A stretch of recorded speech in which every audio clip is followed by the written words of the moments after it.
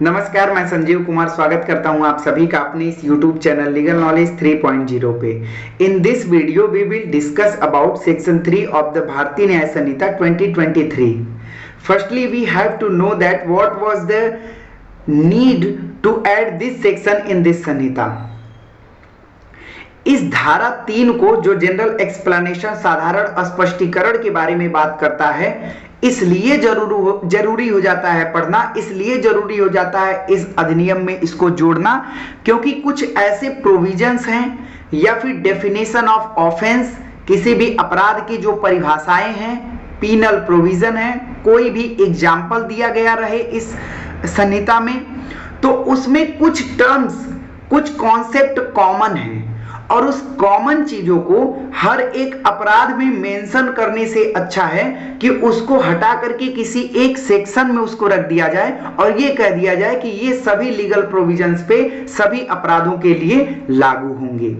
यही काम सेक्शन 3 में किया गया है कि कुछ ऐसी बातें जो सारे अन्य प्रोविजनों पे, प्रावधानों पे लागू होते हैं, उन सभी को हर एक सेक्शन में मेंशन करने से अच्छा है कि एक जगह पे ला करके सेपरेटली इसको लिख दिया जाए। देखिए, सबसेक्शन 1 बात करता है थ्रो आउट दिस संहिता। इस संहिता के द्वारा every definition of an offence, अपराध के प्रत्येक परिभाषाओं को, every penal provision and every illustration of such definition, प्रत्येक कानूनी प्रावधान और प्रत्येक दृष्टांत, जो भी डेफिनेशन के दृष्टांत हैं, इलस्ट्रेशन हैं, उन सभी में या फिर सारे लीगल प्रोविजन को shall be understood subject to the exception contained in the chapter entitled general explanations। मतलब जितने भी कानूनी प्रावधान दिए गए हैं, जितने भी कानूनी परिभाषाएं दी गई हैं, उनका एक्सेप्शन जो है वो कंटेन किया जाएगा, जो हमारा इस संहिता के पार्ट 3 में जनरल, जो कि जनरल एक्सेप्शन साधारण अपवाद की बात करता है, वो सभी, भले ही साधारण अपवाद की सारी बातें हर एक सेक्शन में मेंशन ना हो, लेकिन सारे अपराध के लिए कुछ ऐसी विशेष स्थिति होगी जिस स्थिति में यदि वो अपराध हो जाता है तो फिर वो अपराध न मान करके उसे जो है साधारण अपवाद जनरल एक्सेप्शन में उसको कुछ जो है राहत दे दी जाएगी। इस प्रकार की बात ये सेक्शन 3 सबसेक्शन 1 कह रहा है। जबकि those exception are not repeated in such definition, penal provision और इलस्ट्रेशन, जबकि इस प्रकार के अपवाद को हर एक ऑफेंस में मेंशन नहीं किया गया है, फिर भी जो है जनरल एक्सेप्शन में फाल करने पे उसको ये माना जाएगा कि वो पर्टिकुलर जो ऑफेंस था, यदि जनरल एक्सेप्शन के सिचुएशन में किया गया है तो वो सब्जेक्ट मैटर हो जाएगा जनरल एक्सेप्शन का। सॉरी, आइए देखिए इलस्ट्रेशन ए क्या कहता है। अभी आपको अच्छे से स्पष्ट हो जाएगा कि ये सेक्शन क्या कहना चाह रहा है। The section in this Samhita which contain definition of offenses do not express that a child under 7 years of age cannot commit such offenses। इस संहिता के कई सारे सेक्शन में जहां पे अपराध को परिभाषित किया जा रहा है, अपराध को डिफाइन किया जा रहा है, वहां पे एक्सप्रेसली मेंशन नहीं किया गया है कि यदि कोई 7 वर्ष से कम उम्र का बच्चा कोई अपराध करता है तो वो अपराध नहीं होता है। ये हर जगह मेंशन नहीं है, लेकिन फिर भी न हो मेंशन होने के बावजूद भी, but the definition are to be understood subject to the general exception, फिर भी क्या होगा, वो जनरल एक्सेप्शन का सब्जेक्ट मैटर माना जाएगा। Which provides that nothing shall be an offence which is done by a child under 7 years of age, मतलब 7 साल के कम उम्र के बच्चे के द्वारा कोई भी अपराध नहीं हो सकता है। ये चीजें भले ही सारे अपराध में मेंशन न किए गए हों, लेकिन यदि कोई बच्चा है जो 7 साल से कम उम्र का है उस अपराध को कर रहा है तो वो एक अपराध नहीं माना जाएगा। जनरल एक्सेप्शन के अंतर्गत उसकी लाइबिलिटी जो है खत्म कर दी जाएगी कि कोई भी लाइबिलिटी इसकी नहीं है। यहां देखिए आप लोग इलस्ट्रेशन बी क्या कहता है। ए अ पुलिस ऑफिसर, ए एक पुलिस ऑफिसर है विदाउट वारंट, बिना वारंट के अप्रीहेंड्स जेड, जेड को गिरफ्तार कर लेता है। हु हैज कमिटेड मर्डर, जिसने जो है मर्डर कमिट किया है। ए के पास कोई गिरफ्तारी का वारंट नहीं है, फिर भी वो जेड को गिरफ्तार कर लेता है और जेड ने क्या किया हुआ है, वो मर्डर कमिट किया हुआ है। Here A is not guilty of the offence of wrongful confinement, भले ही उसको पकड़ करके लेके चला जाए, बंद कर दे, रोक ले अपने पास, उसको जाने ना दे, रॉन्गफुल कन्फाइन कर ले, फिर भी उसको ये नहीं कहा जाएगा कि ए ने कोई भी रॉन्गफुल कन्फाइनमेंट का ऑफेंस किया है। क्यों? For he was bound to law, bound by law to apprehend Z, क्योंकि वो लॉ के द्वारा बाउंड था जेड को पकड़ने के लिए। And therefore the case falls within the general exception which provides that nothing is an offense which is done by a person who is bound by law to do it। यदि कोई व्यक्ति किसी काम को करने के लिए legally bound किया गया है, लॉ के द्वारा बाउंड किया गया है कि उसको ये काम करना ही करना है, तो यदि ऐसी स्थिति में वो पर्सन इस प्रकार के कार्य को करता है तो ये माना जाएगा कि उसने कोई अपराध नहीं किया है। आइए देखते हैं सेक्शन 3 के सब सेक्शन 2 के बारे में कि सब सेक्शन 2 क्या कहता है। Sub section 2 says that every expression which is explained in part of this sanhita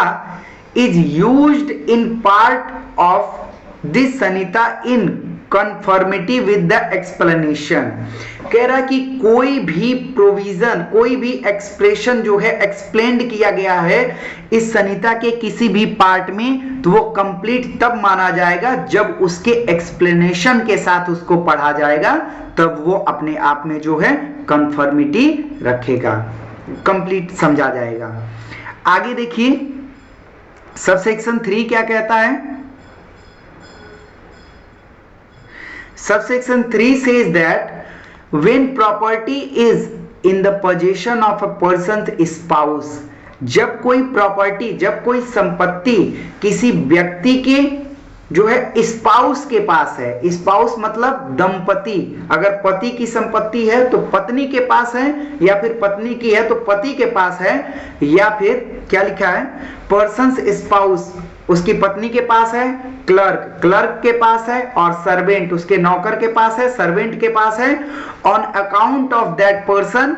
it is in that person's position within the meaning of this Sanhita. चलिए ये सेक्शन ये कहता है कि यदि किसी व्यक्ति की प्रॉपर्टी है और वो प्रॉपर्टी उसकी पत्नी के पास है, या फिर उसके क्लर्क के पास है, या फिर उसके सर्वेंट के पास है, तो ऐसा समझा जाएगा कि वो प्रॉपर्टी उसी व्यक्ति के पोजीशन में है। आइए देखते हैं इसका एक्सप्लेनेशन क्या कह रहा है। एक्सप्लेनेशन कहता है a person employed temporarily or on a particular occasion in the capacity of a clerk or servant is a clerk or servant within the meaning of this subsection। वही बातें कही जा रही हैं कि कोई भी एम्प्लॉय है, एक व्यक्ति है, कोई एम्प्लॉय है, चाहे वो टेम्पररली हो, चाहे particular occasion in the capacity of clerk और सर्वेंट, वो जो है क्लर्क और सर्वेंट के तौर पे काम कर रहा है, तो फिर वो क्लर्क और सर्वेंट इस सबसेक्शन के मीनिंग में आएगा, इस सबसेक्शन के मीनिंग में आएगा कि वो जो है उसका क्लर्क या फिर क्या है सर्वेंट है। कोई एम्प्लॉय है, एम्प्लॉय भी यही चीज माना जाएगा, यही इस एक्सप्लेनेशन में कहा है। देखिए सब सेक्शन 4 क्या बात करता है। Subsection 4 says that every part of this संहिता एक्सेप्ट, अभी हम एक्सेप्शन को नहीं पढ़ेंगे, एक्सेप्शन को छोड़ देते हैं, दो कामा के बीच की चीजों को आगे पढ़ रहे हैं छोड़ के। In every part of this संहिता word which refer to acts done extend also to illegal omission, यानी इस संहिता में कहीं भी यदि एक्ट वर्ड यूज किया गया है तो उसको ये माना जाएगा कि वो केवल एक्ट ही नहीं बल्कि उसके अंतर्गत इलीगल ओमिशन भी आता है। Except where a contrary intention appears from the context, जब तक कि उस कॉन्टेक्स्ट में इंटेंशनली जो है वो चीजें क्या नहीं की गई हो, अपीयर्स न की गई हो, appears from the context, context के माध्यम से अपीयर्स न की गई हो उस इंटेंशन को, तब तक कि एक्ट को कहीं भी एक्ट मेंशन है तो एक्ट का मतलब हम लोग इलीगल ओमिशन से भी लगाएंगे। आइए देखते हैं सब सेक्शन 5 क्या कहता है। When a criminal act is done by several person,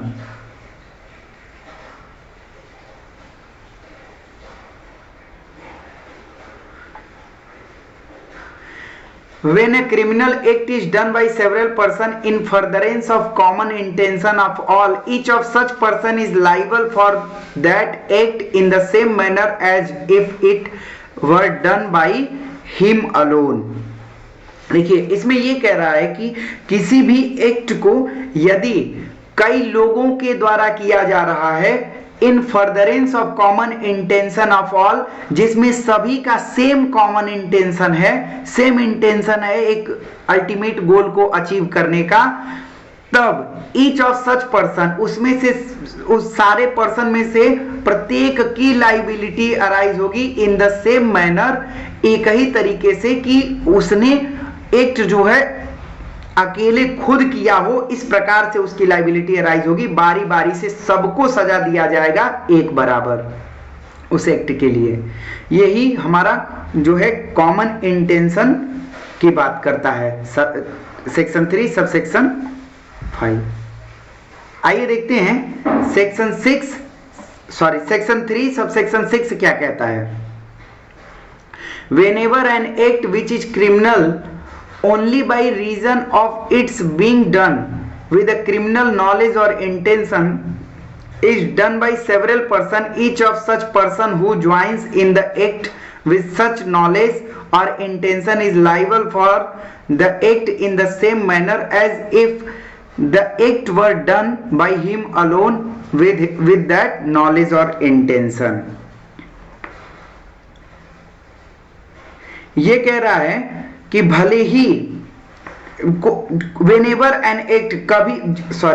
जब कभी भी कोई एक्ट विच इज क्रिमिनल, जो कि क्रिमिनल है, only by reason its being done with a criminal knowledge और इंटेंशन, जो कि क्रिमिनल एक्ट है और वो क्रिमिनल नॉलेज या फिर क्रिमिनल इंटेंशन के साथ किया जा रहा है